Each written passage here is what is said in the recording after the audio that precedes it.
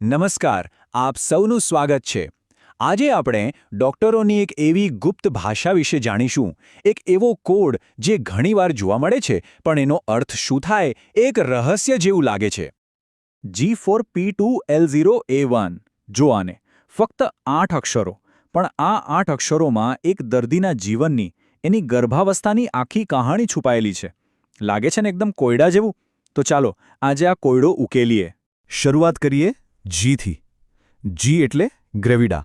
આનો સીધો મતલબ છે કે કોઈ વ્યક્તિ કુલ કેટલી વાર ગર્ભવતી થઈ છે. આમાં અત્યારની ચાલુ પ્રેગ્નન્સીનો પણ સમાવેશ થઈ જાય. પરિણામ ભલે ગમે તે આવ્યો હોય, બસ પ્રેગ્નન્સી ટેસ્ટ પોઝિટિવ આવ્યો એટલે જીનો આંકડો 1 વધી જાય. એટલે કે જો કોઈ પહેલી જ વાર પ્રેગ્નન્ટ હોય તો એમનો જી હશે 1. હવે આવે છે પી. પી એટલે પેરા. અહીંયા એક બહુ જ અગત્યની વાત સમજવા જેવી છે. પી એ બાળકોની સંખ્યા નથી ગણતું, એ ડિલિવરીની સંખ્યા ગણે છે. એટલે કે ગર્ભાવસ્થાના 20 અઠવાડિયા પછી કેટલી વાર ડિલિવરી થઈ છે. પછી ભલે નોર્મલ હોય, સિઝેરિયન હોય કે પછી કમનસીબે બાળક મૃત જન્મ્યું હોય. અને હા, જો ટ્વિન્સ થયા હોય તો પણ ડિલિવરી તો એક જ કહેવાય. એટલે પીનો આંકડો એક જ રહેશે. આગળ છે એલ. L four living. આ એકદમ સીધું અને સરળ છે. અત્યારે કેટલા બાળકો જીવિત છે? બસ આપણે હમણાં જ ટ્વિન્સની વાત કરી તો એ કેસમાં પી તો 1 હશે, પણ એલ 2 થઈ જશે. એટલે આ આંકડો પીથી અલગ હોઈ શકે છે. અને છેલ્લે આવે છે એ. એ એટલે એબોર્શન. આમાં 20 અઠવાડિયા પહેલાં પૂરી થઈ ગયેલી કોઈપણ પ્રેગ્નન્સી ગણાય છે. પછી ભલે એક કુદરતી રીતે થયેલો ગર્ભપાત હોય, જેને આપણે મિસકેરેજ કહીએ છીએ, કે પછી કોઈ મેડિકલ કારણોસર કરાવવામાં આવેલો ગર્ભપાત હોય. આ બંનેનો સમાવેશ એમાં થાય છે. ચાલો સૌથી સહેલો કેસ લઈએ. કોઈ વ્યક્તિ પહેલી જ વાર ગર્ભવતી થઈ છે. મેડિકલ ભાષામાં એમને પ્રાઇમી ગ્રેવિડા કહેવાય. તો એમનો કોડ શું હશે? G1, કારણ કે આ પહેલી પ્રેગ્નન્સી છે. અને બાકી બધું પી, એલ અને એ બધું 0, કારણ કે હજી કોઈ ડિલિવરી નથી થઈ, કોઈ જીવિત બાળક નથી અને કોઈ ગર્ભપાત પણ નથી થયો. હવે થોડો રસપ્રદ કેસ જોઈએ. ધારો કે કોઈને પહેલાં ટ્વિન્સ થયા છે અને બંને બાળકો સ્વસ્થ છે, અને હવે એ ફરીથી ગર્ભવતી થયા છે. તો શું થશે? જી થશે 2, કારણ કે આ એમની બીજી પ્રેગ્નન્સી છે. પી થશે 1, યાદ છે ને, ડિલિવરી એક જ થઈ હતી. પણ એલ થશે 2, કારણ કે 2 બાળકો જીવિત છે. અને એ રહેશે 0. જોયું પી અને એલ કેવી રીતે અલગ છે? ચાલો એક બીજું ઉદાહરણ. કોઈ વ્યક્તિ અત્યારે ગર્ભવતી છે. આ પહેલાં એમને એક બાળકનો સફળતાપૂર્વક જન્મ થયો છે અને એકવાર મિસકેરેજ પણ થયું છે. તો ચાલો ગણીએ. અત્યારની પ્રેગ્નન્સી, એક સફળ જન્મ અને એક મિસકેરેજ, એટલે કુલ 3 પ્રેગ્નન્સી. તો જી થશે 3.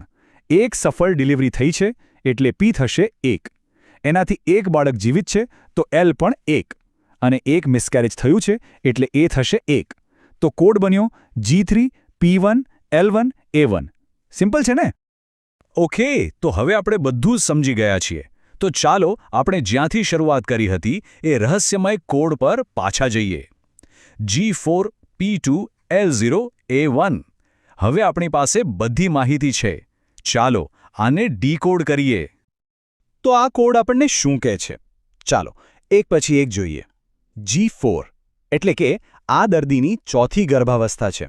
P2 એટલે કે એમને 20 અઠવાડિયા પછી 2 વાર ડિલિવરી થઈ ચૂકી છે. A1 એટલે કે એમણે એકવાર વહેલી ગર્ભાવસ્થા પણ ગુમાવી છે. અને L0 એટલે કે એમની પાસે અત્યારે એક પણ જીવિત બાળક નથી. જરા વિચારો, આ ફક્ત નંબર્સ નથી, આ એક વ્યક્તિની સફર છે. 4 વારની આશા, 2 વારની પીડા અને અંતે ખાલી ખોડો. આ કોડ એક બહુ જ સંવેદનશીલ અને મુશ્કેલ ઇતિહાસ બતાવી રહ્યો છે. તો આ જાણવાનો ફાયદો શું? ડૉક્ટર માટે આ કોડ એક રેડ ફ્લેગ જેવો છે.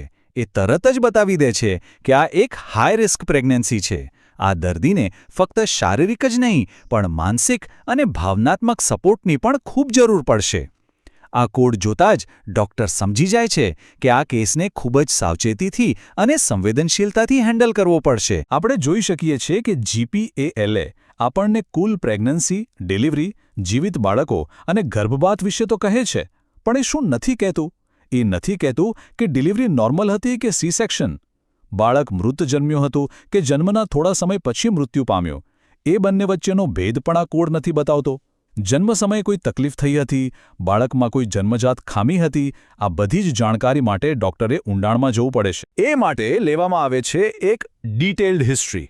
ડૉક્ટર ઘણા બધા સવાલો પૂછે છે, જેમ કે લગ્નને કેટલો સમય થયો, દરેક ડિલિવરી કેવી રીતે થઈ હતી, જો સી સેક્શન થયું હતું તો એનું કારણ શું હતું, દરેક બાળકનું જન્મ સમયે વજન કેટલું હતું, ડિલિવરી પછી કોઈ તકલીફ થઈ હતી, અને આવી તો ઘણી બધી વિગતો. આ બધા સવાલોના જવાબથી એક સંપૂર્ણ ચિત્ર તૈયાર થાય છે. એટલે જ કહેવાય છે કે ફોર્મ્યુલા હેડલાઇન છે, વિગતવાર ઇતિહાસ એ આખી વાર્તા છે. જો આ વિડીયોથી તમને GPLA સમજાઈ ગયું હોય તો કોમેન્ટ કરજો અને આવા પ્રકારના બીજા કયા વિડીયો તમે જોવા માગો છો તે પણ કોમેન્ટમાં લખજો. હું છું doctor Karan Mandali, your medical officer. Thank you.